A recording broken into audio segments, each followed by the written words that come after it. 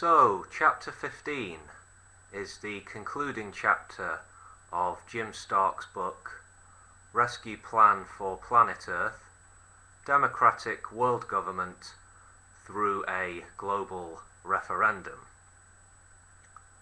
The author begins the last chapter by saying that democracy may be messy, but it is surely preferable to war or non-democratic government or the absence of political structure where there is obvious need for governance, as is the case right now at the global level. He says that it's difficult to argue convincingly that things would get worse than they are now if we were to build a new political body at the global level. Jim Stark is interested in seeing the global referendum on democratic world government conducted, and he is interested in seeing the creation of the DWG soon. Okay, I'll read a couple of extracts here that really grabbed my attention. Violence for gain, in all its forms, has to be banned by the people, by the human race, by our species as a whole, and not by sending national armies into another nation to do regime change, but rather through a variety of pressures and incentives from a new People's Parliament, meaning democratic world government. In a few years, the era of the armed and war-capable nation-state must end too, because that is a precondition for the survival of humanity, as Albert Einstein and many others have said.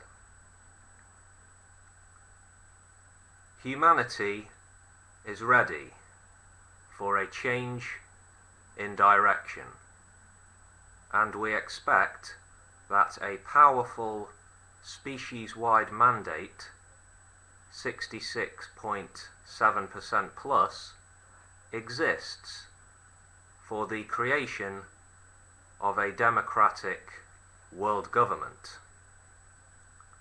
Reason and experience suggest that in addition to having enormous political weight, our consent, as expressed in the global mandate, is destined to evolve into an authorization, an unprecedented global command that will have to be accepted as legally binding and or the political equivalent.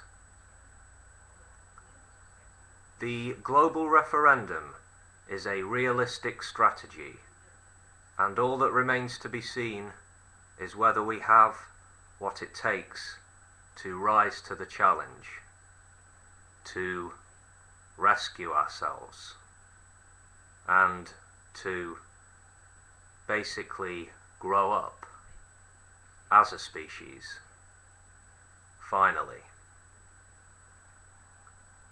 We have reached a time in human history where sovereignty must be exercised on behalf of our species as a whole.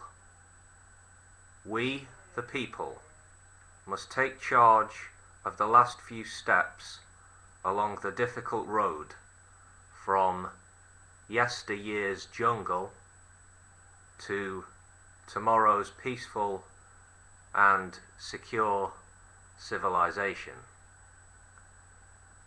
We must literally civilize ourselves, lest we lose the struggle and exterminate ourselves.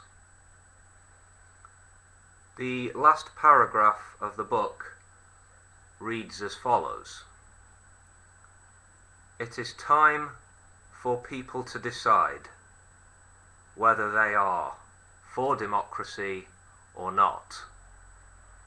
If we are for it, then we must surely be for it at the global level.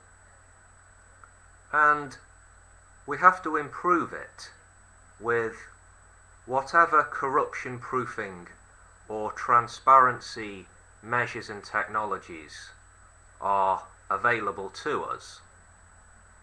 And if we are for democracy at the global level, we must face the disturbing fact that we don't have it yet, and recognize that we know exactly what we have to do to get it.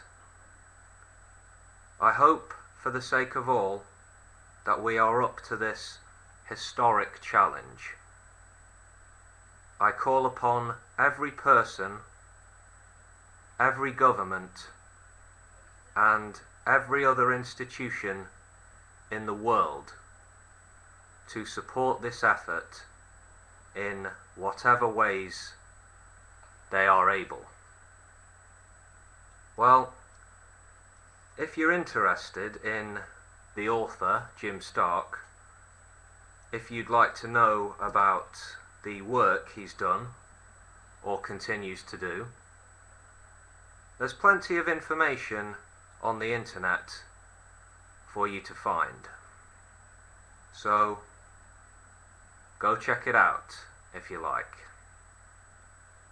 And if you want to take part in the global referendum on democratic world government, you can visit www.voteworldgovernment.org. The referendum question is: do you support the creation of a directly elected, representative, and democratic world parliament that is authorized to legislate on global issues? My advice: go ahead and vote. You know, make your voices heard. This is your world after all, folks. Anyway, I'll catch you later, boys and girls. Peace.